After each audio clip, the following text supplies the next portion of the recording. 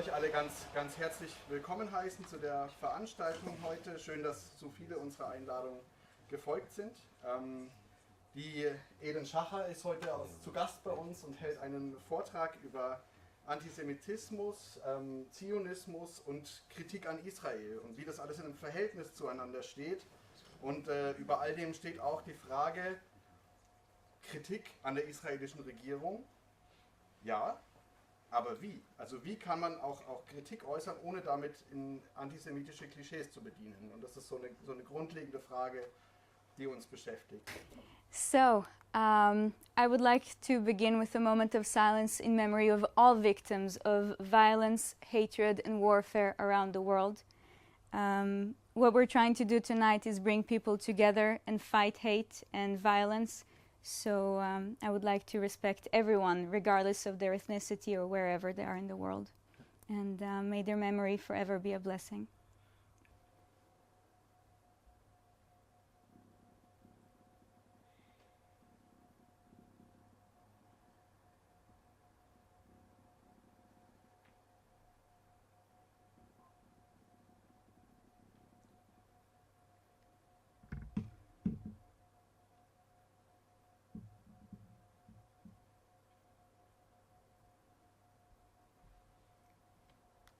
So, a bit about who I am and why I'm here. So, my name is Eden Shahar. In Hebrew, that would mean the Garden of Eden, dawn. Yes, my last name means dawn. I'm a proud Jewish Judean woman, and my only citizenship is Israeli. At the moment, maybe that will change. So I grew up in Israel. I traveled the world a bit, like pretty much all Israelis do. I served in the IDF for 2 years, so if you have questions, save them for later.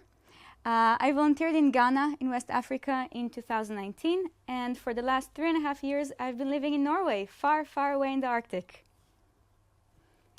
So my educational background is that I have a bachelor's degree in Northern Studies, which means I know pretty much everything about the Arctic and subarctic, pretty much, or I should in theory. Currently I'm a master's student of Indigenous Studies, so we're going to touch upon why I'm Indigenous a bit later on. And I have been actively learning about Judaism, anti-Semitism and Zionism since 2012 because those issues concern me as a Jewish and Israeli citizen. I think it's really important to understand the situation so I could then learn about it, know how to interact with it, and hopefully also interact with other people about those topics. And the million-dollar question, why am I here?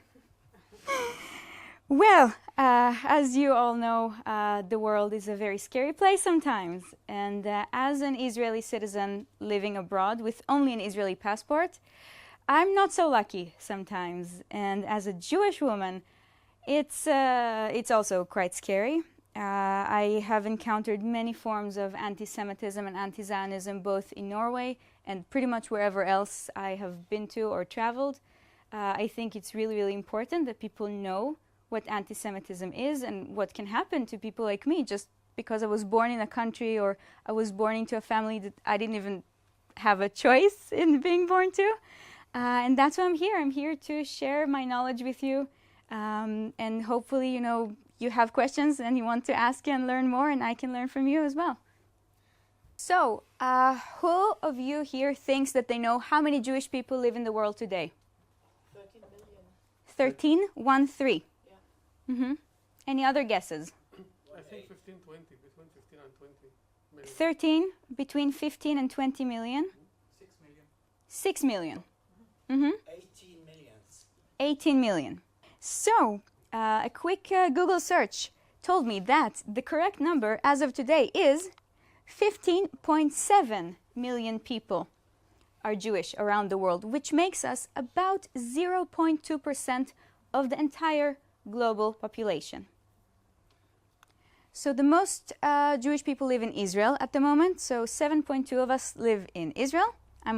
I was one of them until I moved to Norway. And then the second country with the most Jews is the US, followed by France, Canada, and the United Kingdom. And here in Germany, we have about 125,000 Jews. Yeah. So who are we? That's a question I get asked so often, like, who are you and what makes you Jewish and what's the difference between Jewish people and other people? So, The biblical version that many of you probably know is that there were 12 tribes, the sons of Jacob, and they had some wars and they became the kingdom of Israel, and then they got divided into two kingdoms. That's a beautiful bedtime story.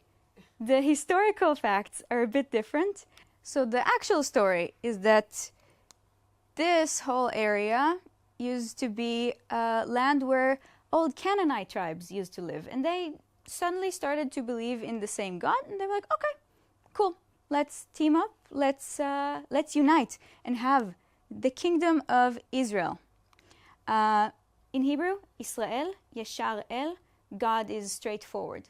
So they all used to live happily ever after in that kingdom of Israel, and then they had some internal divisions and conflicts, and of course, brothers don't always agree on everything, so that's when they divided in 930 before Christ. They were divided into the kingdom of Israel, which is the big one, and the kingdom of Judah, which is the small one. So, Jewish, Judean people. What are we again? We are indigenous people. Since I study indigenous studies, I have the academic background to explain this. You will try your best. So basically, there are a few criteria that make people indigenous to an area, native to a certain area.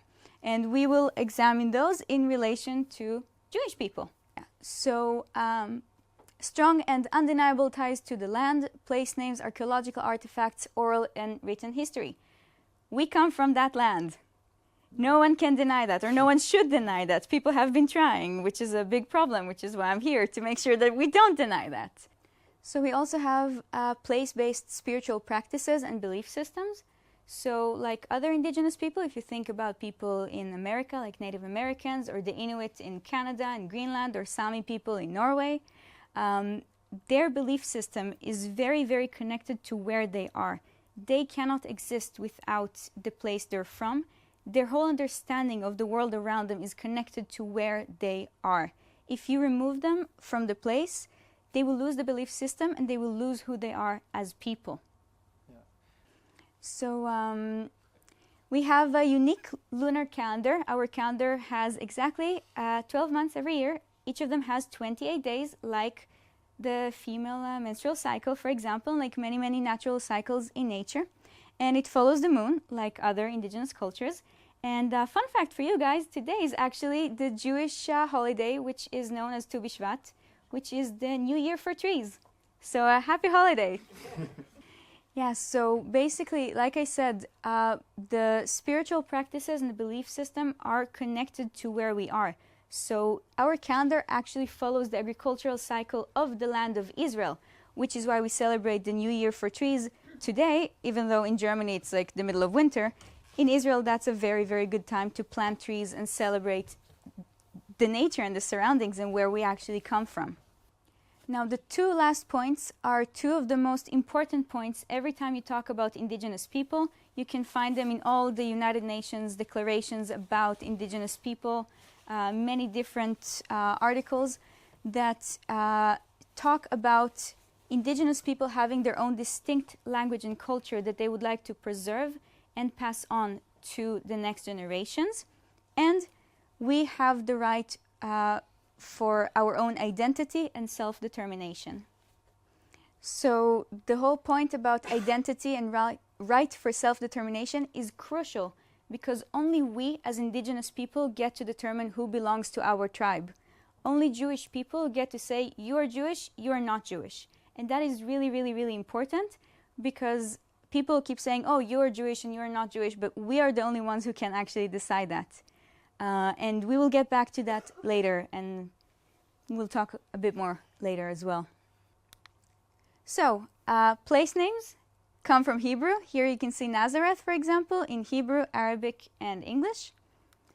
And that's what we eat during the New Year for trees, and that's me planting a tree many, many years ago while I was serving in the military. So yeah, celebrating this wonderful Jewish holiday today. Yes.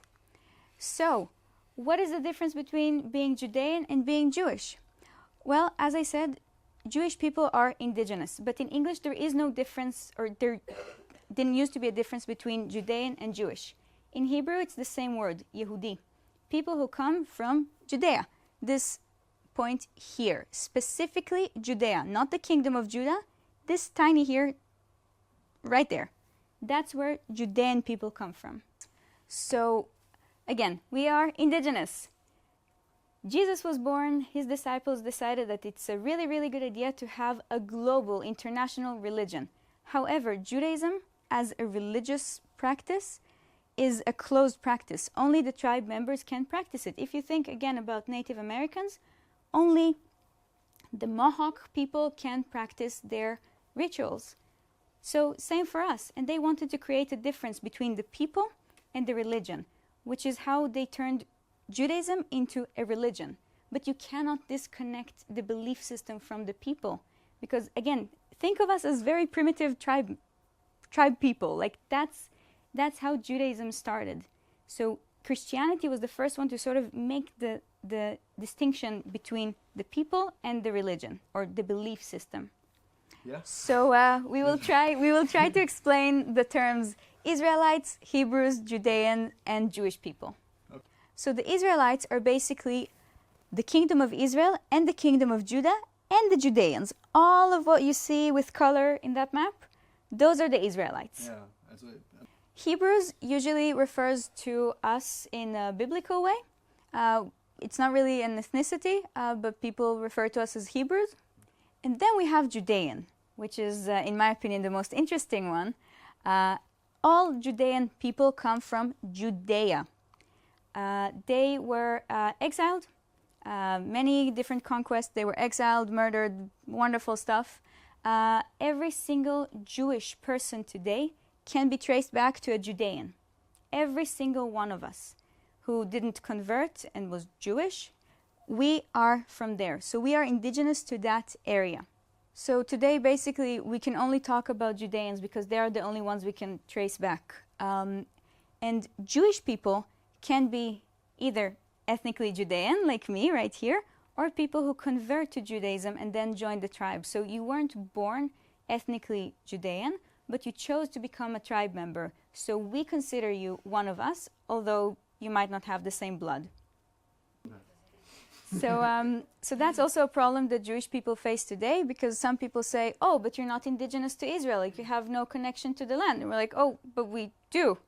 So that's where the confusion between Judean and Jewish comes for many, many people around the world. They don't recognize that we actually come from there. And the name Judean comes from Judea, where we're from. So, the next topic, what is anti-Semitism? So, the term anti-Semitism was coined in 1879 by a German dude who was a really nice guy. He really, really hated Jewish people. He hated them so much, he actually published 2 or 3 different pamphlets describing how Jewish people are trying to kill German people and kill the spirit of German people, and how Germany must oppose that and fight the Jewish spirit. Yeah, so he thought it would be a really, really good idea to normalize it. So a common mistake that people make is that they think that anti-Semitism means that there are Semitic people. That is false. Semitic people don't exist. We have Semitic languages, which are Arabic, Hebrew, Amharic, Aramaic, but there are no Semitic people. So a lot of people say, oh, but I'm a Semite because I'm an Arab, or I'm, I don't know, a Syrian. So I cannot be anti-Semitic because I'm a Semite. You're not a Semite. That does not exist. Anti-Semitism is only regarding Jewish people.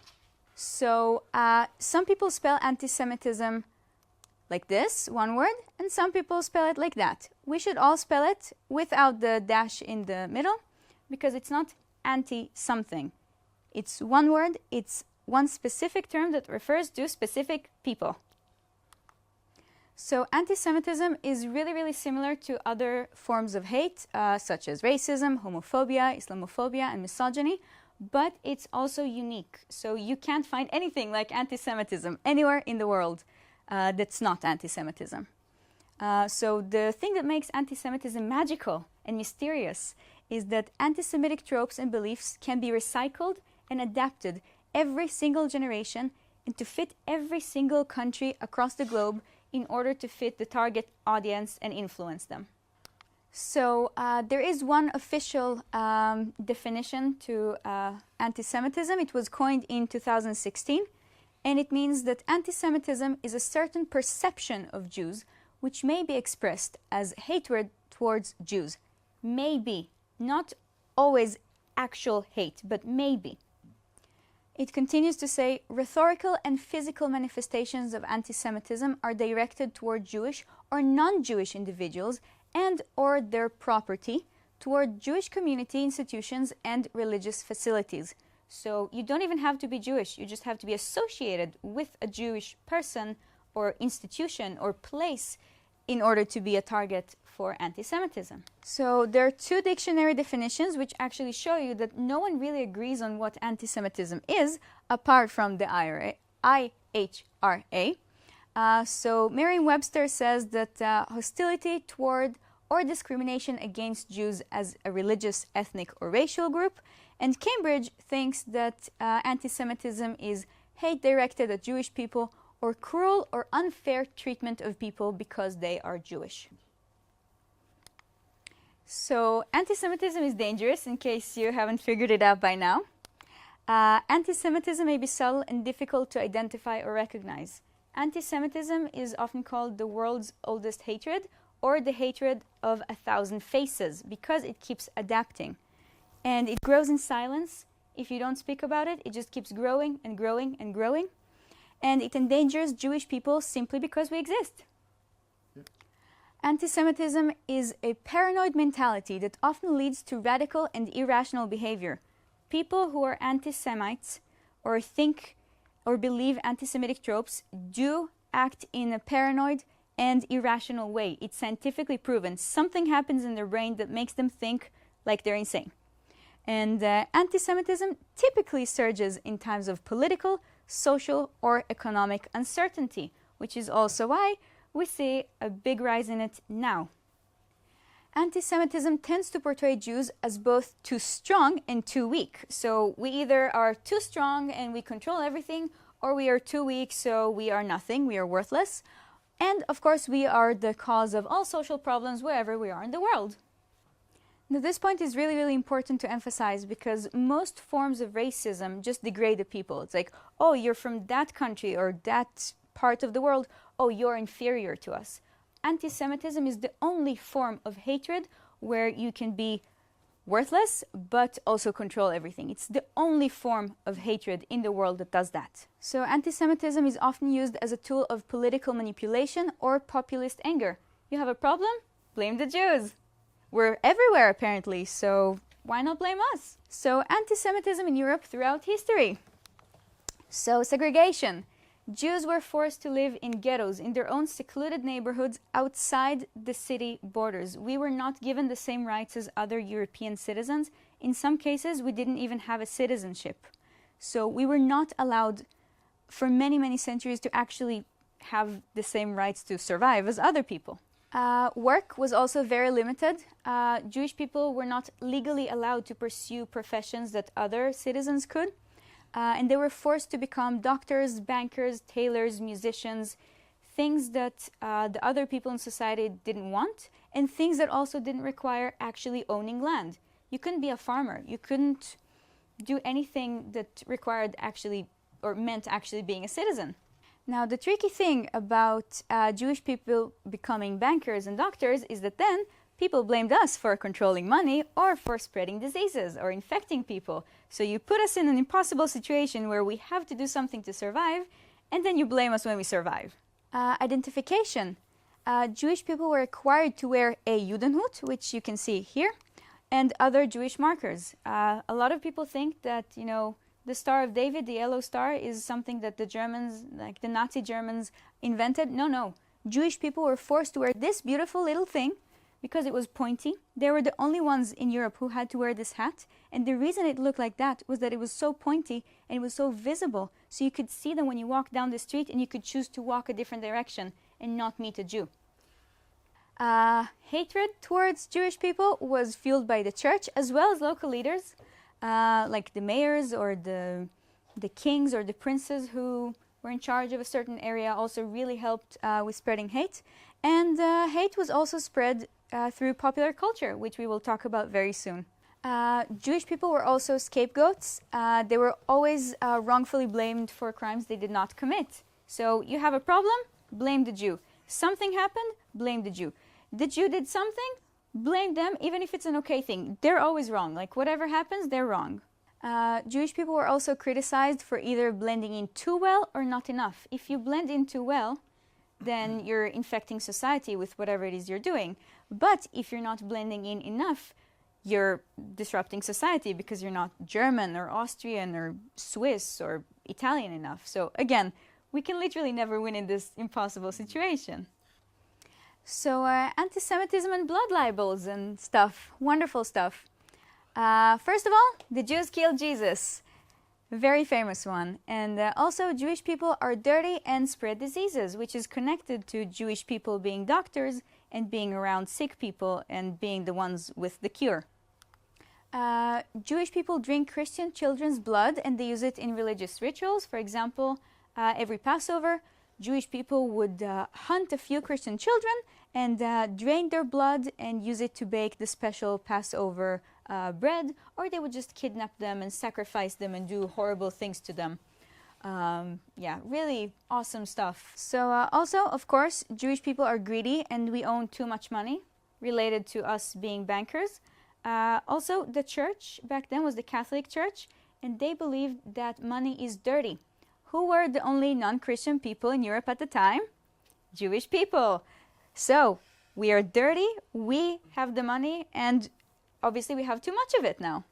Jews hold great power and rule the world. Obviously, we control the Soviet Union, former Soviet Union, the US and the UK, obviously. Jews are disloyal to their home countries, and Jews are inherently evil. Whatever we do, we're evil. Yes, we actually talked about this today. This book is called The Poisoned Mushroom. It was used in Nazi Germany to educate people about the danger of having Jewish people in the country. The Jews are a poisonous mushroom. They must be erased and eradicated and exterminated, and they infest everything that they come in touch with. As you can also see, you have like a stereotypical Jew with the big nose and the beard. Also here, the big nose.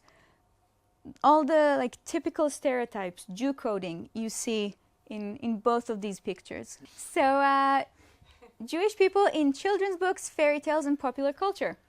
How many of you think that popular culture is influenced by anti-Semitism? Most of the people say yes. So yes, it was heavily influenced by it. So, the Brother Grimms, we all love them. They actually had 4 fairy tales specifically dedicated to anti-Semitism and spreading anti-Semitic blood libels and lies. 2 of the 4 mentioned here focus on Jewish people kidnapping children and trying to drink their blood. The 2 others are Jewish people own too much money and we need to somehow trick them and win. And those are the ones that are specifically anti-Semitic. We also have indirectly anti-Semitic fairy tales such as Hansel and Gretel and Snow White. So in case you missed it, because I definitely did as a kid, Hansel and Gretel, 2 children, blonde, German, Aryan, coming to seek help from a witch who is a woman. If you look at the pictures, she has a big nose. She lives in a house full of riches and gold and money, and she wants to eat them. And also in Snow White, it's the new queen coming in because she wants to be queen and she wants the money. She's jealous of Snow White, who is 13 or 14 at the time in the original fairy tale.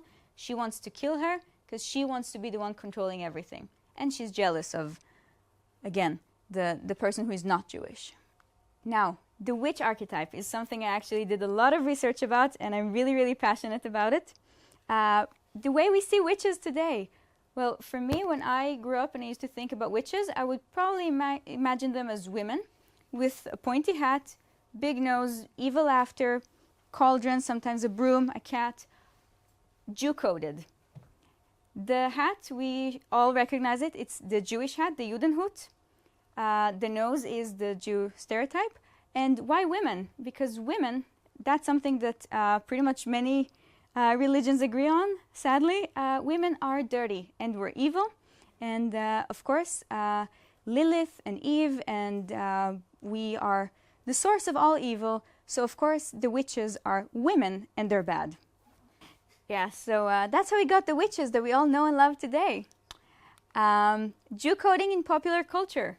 Jew coding is when you give a character a set of characteristics or physical appearances that make them seem Jewish without the need of saying that they are Jewish. For example, a really interesting one that I wasn't aware of is Friends. You all know Friends, the TV series. Rachel Green is Jewish. So apparently, Americans think that they have a term called JAP, Jewish American Princess. A spoiled Jewish girl who doesn't know anything needs to marry a wealthy doctor or a lawyer or someone like really high in society. They rely on their father and money. They always chase money, of course, again. The doctor and stuff is because of influence. And her name, Rachel Green, is a very, very Jewish name. Now, I wasn't aware of it because I didn't think like an American in the 90s when I watched Friends. But when the directors were asked, is Rachel Green Jewish? They said yes. It was never mentioned in the series, but they created the character with the intent of her being Jewish. Other examples of Jew coding, which some of you should be familiar with, I hope, are Snow White, the Disney one from 1937, and Tangled from 2010. So in Snow White, again, the witch, she was young and beautiful and pretty, and then she wanted to kill Snow White, so of course she's poisoning her, and look at what she looks like. And in Tangled from 2010, which is the Disneyfied version of Rapunzel, which I hope you know because it's a very German fairy tale, the mother starts like this. She is a very old witch and she wants to stay forever young and pretty, and she uses Rapunzel to harvest magic from her magical hair because, again, she's greedy and she wants power and she wants to look youthful. When she fails at the end of the movie, she turns to that. So the history of how witches, the witch archetype developed is actually, it started in the 13th century, so 1200 until 1700. Within those 500 years, that's when different communities in Europe started to connect the dots between Jewish and witches. Before that, witches were just like the pagans or the crazy women doing juju muju in the forest. But then, and then the Jewish women started to appear in more and more places in Europe, and people could blame them for everything. And that's, within those 500 years, that's when the connection was drawn between women and witches. So the thing about Tangled that's really, really interesting is that Disney, he was a known anti-Semite, Walt Disney. Yep. Really big supporter of everything Nazi-related. So that doesn't surprise me. This, however, is very interesting because the animators and the creators of the story, they tried to create a character that originally had brown hair. And they thought, okay, she doesn't look evil enough. Let's change the hair color. Let's change the nose. And they made small changes until they reached this. And then they said, now she looks evil enough. Now people will believe that she is the classic Disney villain.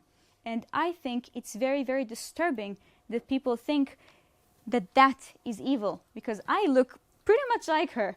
So the fact that you think that Jewish people are the face of evil is a really, really big problem in society that I hope to change. So a bit about anti-Semitism today. We have classic anti-Semitism, modern anti-Semitism, and sometimes something in between. We have anti-Semitism on the left side of the political scale, on the right side, and in the center. It's literally everywhere. Again, Jewish people are either too white or not white enough. If we live in Israel, we are too white, we're white colonizers. If we live anywhere that's not Israel, we're not white enough. And Jewish people are never, ever safe anywhere in the world, including Israel, as demonstrated in October 7th. So anti-Semitism in Germany, since we are in Germany, I thought you might be interested to know what's happening in this country. So according to the Anti-Defamation League, which is the leading organization in the world to fight all forms of hatred, but specifically anti-Semitism, we pulled a few figures that were quite interesting, not really shocking, but disturbing. So 12% of German adults harbor anti-Semitic attitudes, which is about 8.3 million people living in Germany today thinking something anti-Semitic or heavily anti-Semitic. So about 13% of men and 11% of German women are anti-Semites. They had to answer a few surveys, to which 44% replied that Jews are more loyal to Israel than to Germany, and 17% replied that Jews have too much power in the business world. More delightful answers from Germany are Jews have too much power in international financial markets, 21% said yes, and Jews still talk too much about what happened to them in the Holocaust, 33%. 1 in every 3 Germans thinks that me and my friends and my family still talk too much about what happened to us 75 years ago.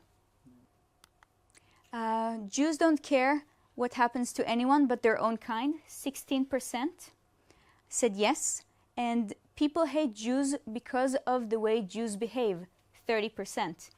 Again, we are getting blamed for your hatred towards us because of how we behave, apparently. So we deserve it. We bring it upon ourselves just because of how we behave. So we deserve to be hated. 30% said yes. So I invite all of you to check out the website of the ADL. You can take a picture and check it. They have statistics from pretty much every country that they managed to have a survey in.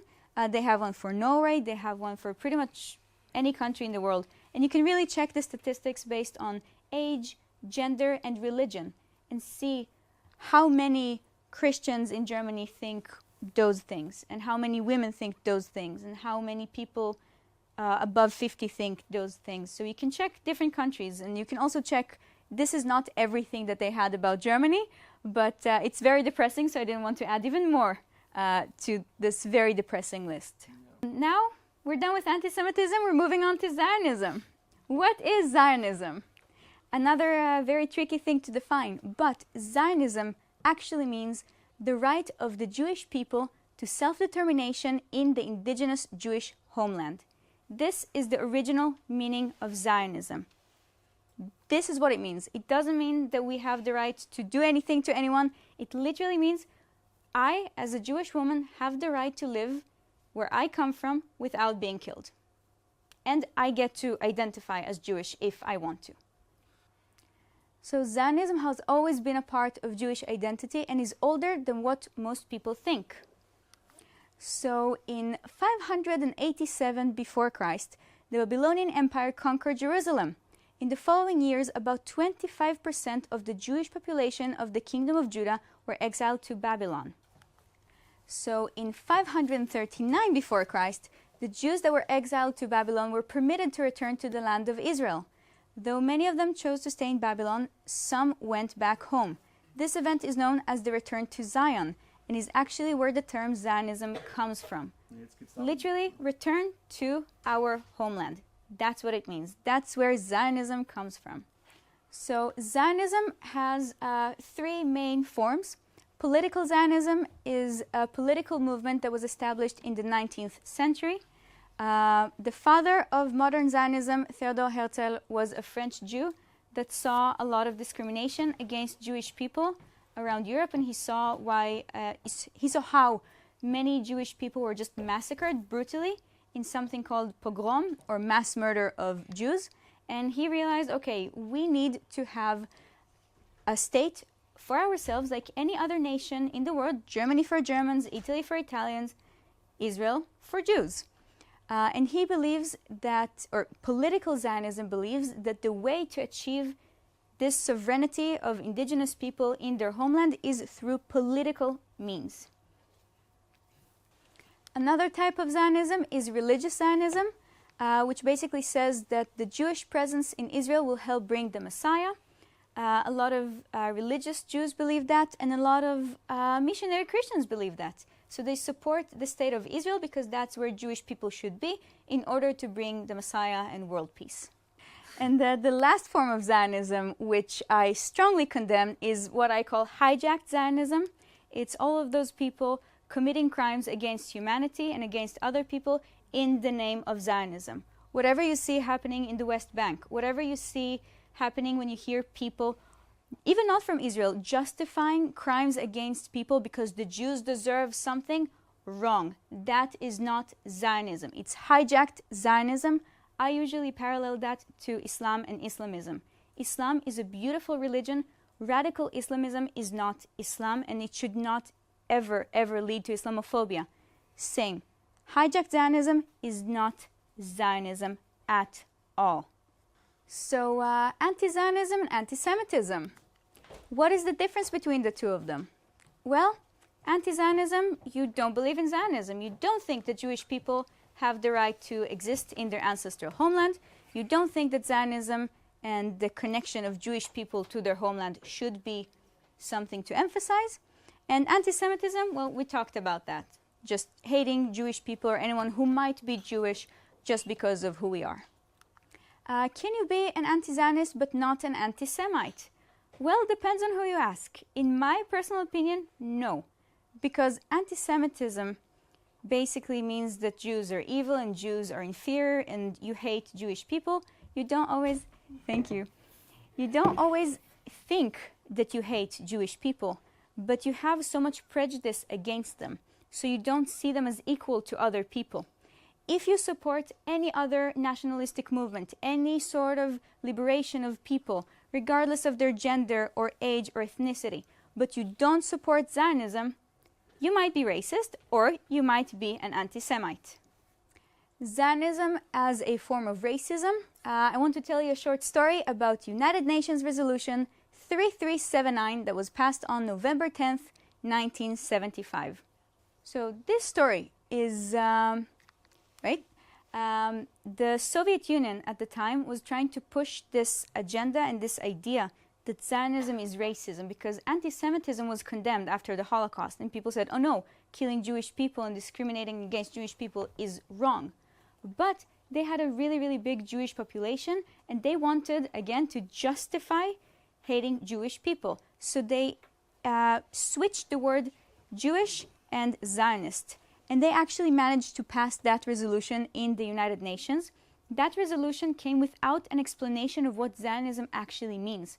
People just voted yes and no, but there was no explanation of what Zionism is or what do we do to people who identify as Zionists.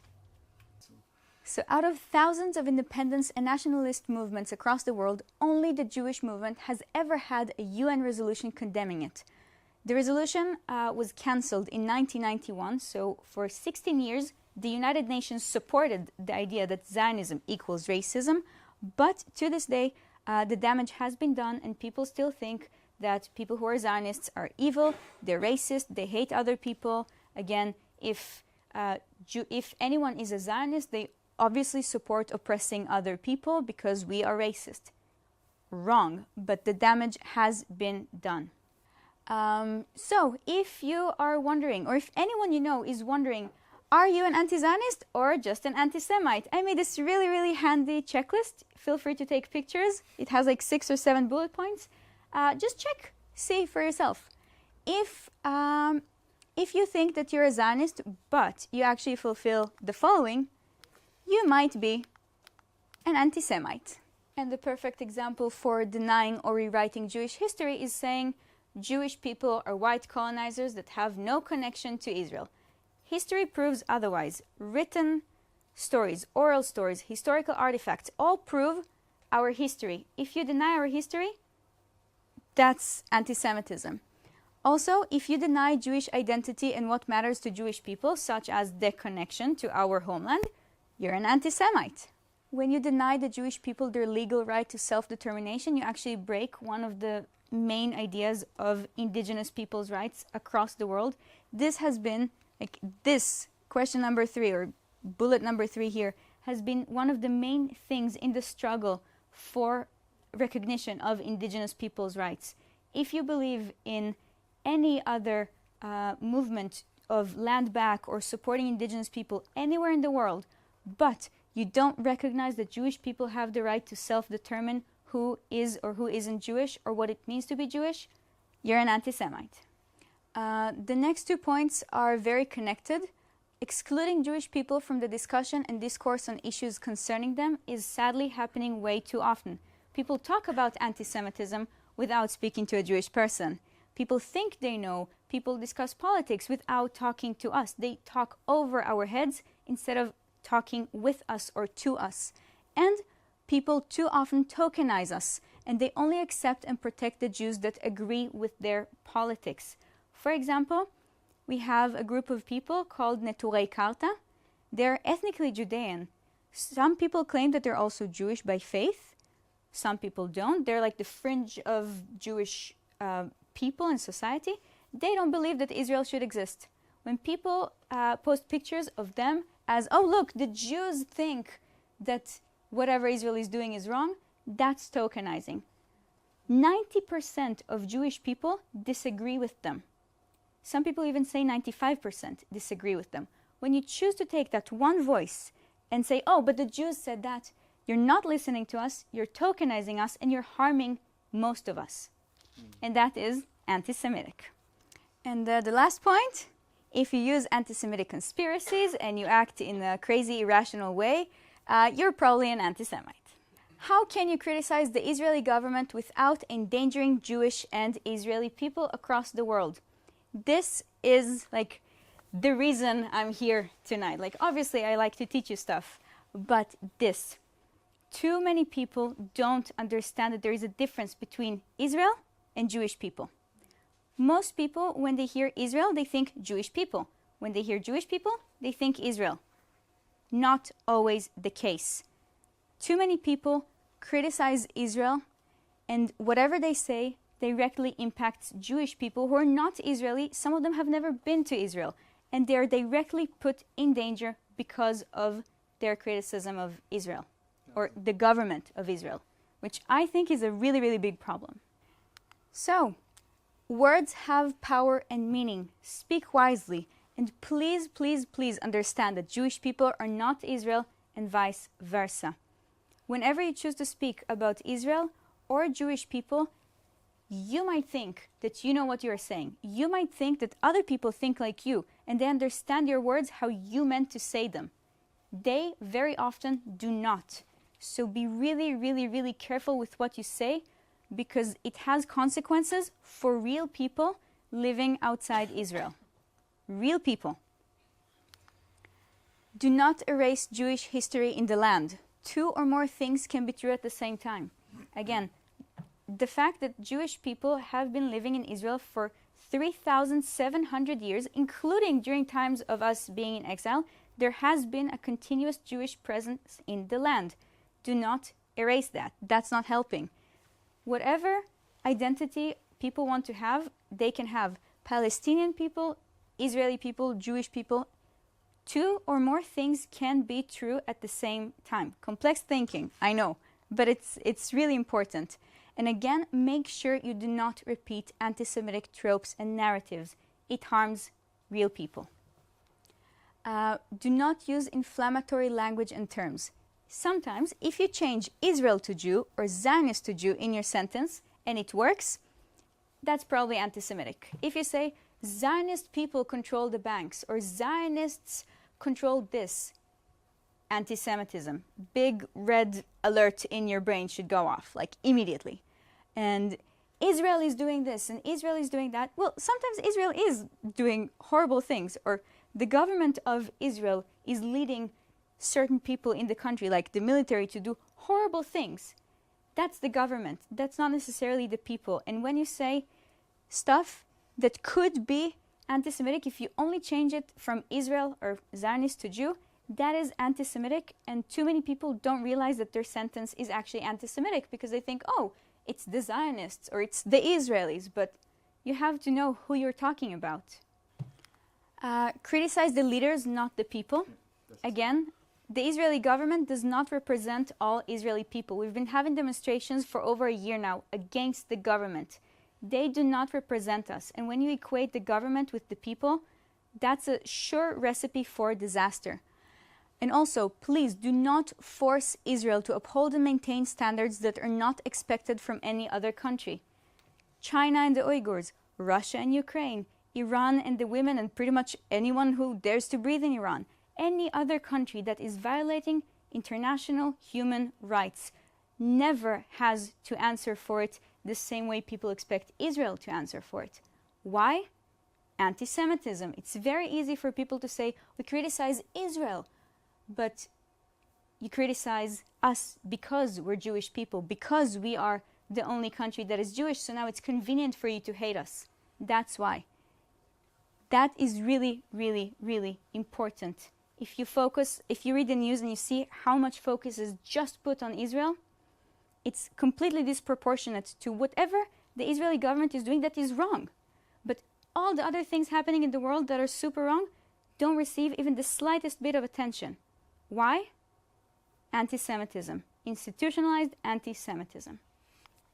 Do not hold Israel responsible for everything that's going on in the Middle East. It's very easy to blame Israel for de-escalating the whole situation now in the Middle East and also for the last 75 years. Israel is to blame. Israel is not to be blamed for everything. There have been two people, Israelis and Palestinians, or Israeli Jews and Palestinian Arabs, or Arabs Palestinians, they identify as both, depending on who you ask. Both of them have contributed to the situation, and any other country who has had the slightest input, any country around the world that has contributed to that, should be held responsible, not just Israel. And the last point is, please stop misusing terms such as genocide and ethnic cleansing. They have legally binding meanings that can be used in international court, what we see today. When you misuse those terms, again, you harm Jewish and Israeli people. People look at me as an Israeli citizen. I live in Norway. I have no other passport. They see me and they say, you are a murderer. Your people are committing a genocide. It has legal implications. That is harmful. And please, this is like the most important of all, please fact check and critically analyze your sources. Do not trust social media or TikTok or Instagram or even Facebook as your news source. If you see something like, oh, this happened and Israel did this, or any country, anything, any situation at all, don't trust social media. But Israel, if you see anything related to Israel, go check the news. If you're very, very curious and you actually have time, go read some articles. My hack for when I have zero time is I go on Wikipedia and then I look at the footnotes. Quite often, they're not just newspaper articles, they're actual academic articles that have been peer-reviewed. That's if you have more time to actually fact-check. And that way, you don't have to start typing in Google Scholar like academic articles. Go to Wikipedia, check the footnotes, learn more, but do not trust social media as your primary source of information. It is not reliable at all. And always, always, always think about how people writing certain sources might have influenced them. If you check the German news or the Israeli news, there might be two different narratives. Why? Because during times of war, specifically, the truth gets distorted in order to control the narrative, in order for Israeli people to feel like this war is important, in order for German people to feel like they need to support Israel, in order for anyone to believe what the state wants you to believe. So think about what sources you're checking and what might have influenced people to write what they did. And now it's time for some personal stories and experiences that I have gone through in my 25 years here on Earth as a Jew and Zionist. So first of all, this beautiful picture here saying Hitler started it, we finished it. This was taken in Oslo, the capital of Norway, a month and a half ago, with a swastika. Oslo, Norway, progressive. Now, a really disturbing fact that some of you might not know. Norway has 5.5 million citizens, but only 1,500 Jews. I'm one of them. As a Jewish woman, I never, ever, ever wear clothes with Hebrew when I go out on the street, and I never wear any Jewish markers. Here, I have the smallest Star of David. It's blue, it's small. People who don't know that I'm Jewish don't recognize it. It took me 2.5 years of living in Norway before I even dared to wear this innocent Star of David in public, because I was scared that people would threaten me or stab me because of this small necklace. I'm not even like Israeli, just Jewish. I am in immediate danger. In Hebrew, many people know what Hebrew looks like. Wearing Hebrew could get you stabbed. As sad as that. And because of people knowing what Hebrew looks like, they also know what Hebrew sounds like. I never speak Hebrew in public. Not on the phone, to friends, not to my family. If I'm with friends traveling abroad, we speak English. Why? We could get stabbed or physically harmed because of the language we speak. I very often feel unsafe in certain neighborhoods or areas, and I'm not even allowed to enter certain countries. They just don't recognize Israel, and I'm not allowed to enter. I'm always hyper aware of my surroundings. So again, I'm always aware of where I am, who I'm speaking with, who the people around me are, what languages they're speaking. I'm always on like 250% focus every single time I leave my home. Why? I might get stabbed. So one story from Alta, which is the Norwegian city I used to live in for 3 years before I graduated and moved to a bigger city, a bit south of where Alta is I moved there, and I told my Norwegian boyfriend at the time, mark my words, within 1 month, something anti-Semitic or anti-Zionist is going to happen to me. And he said, no, you're overreacting. Like, it's Norway, it's Alta. You're like the northernmost Israeli in the world. Like, nothing is going to happen to you. 10 days after I moved to Alta, someone at the local bar realized that there was an Israeli sitting there. They decided to play a Norwegian song called Free Palestine in Norwegian, which basically says that all of the Jews must be killed because we are guilty of ethnic cleansing, genocide, and occupying a land that isn't ours. That person thought it would be really hilarious to play that song while I was in the bar without ever engaging in conversation with me. Another story from like 2.5 weeks ago. I live in a student housing in a shared kitchen with other people. I walked into my kitchen. I got a new roommate. I was like, hi, hello, who are you? What's your name? He said, my name is I'm from Norway. How about you? And I said, hi, Eden, Israel. His reaction was, Zig Heil. In my own kitchen, in Norway.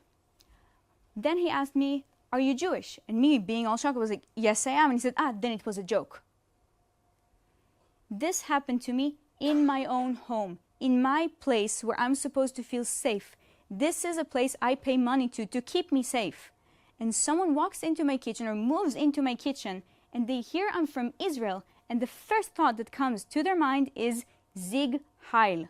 Again, people don't know the difference between Israel and Jewish people, and it's a really big problem if people hear Israel and they think something Nazi.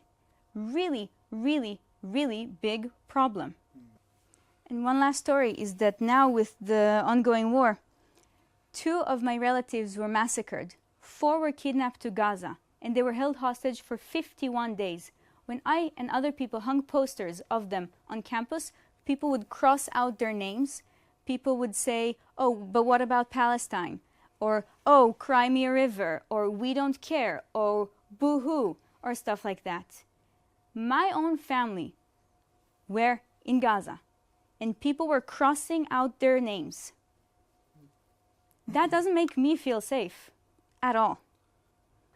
But, because I think hope is important, I think it's important to talk about what can you all do when you recognize anti-Semitism, when you see it, when you see something and you're like, yes, this is what Eden spoke about a few days or months or years ago. What can you all do?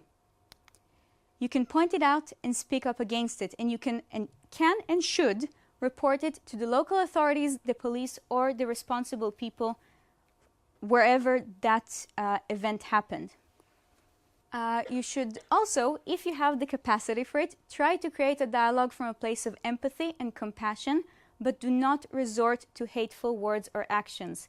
Sometimes it gets really, really frustrating because you hear what some anti-Semites are saying and you're like, this is insane. Again, irrational behavior. This is crazy. How are you so blind? How do you not see what you're doing? That doesn't help. Try to approach them with empathy, with we are all human beings. Focus on what connects us all instead of what separates us. Try, like really try. I know it's so difficult, but try to do that. You'll see the difference. Also, you have to really believe that you can be the change you wish to see in the world. Truly, truly believe that. You see a problem, you want to fix it, believe in your power. You have it. And really, really important, draw and keep your boundaries because self-care is important.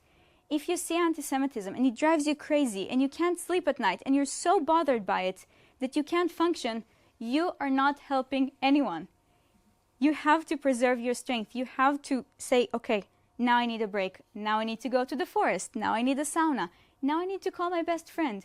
But like, make sure you take care of yourself and you know what's right for you at that moment in time. And boundaries can change, but it's really, really important because you cannot help anyone if you cannot help yourself.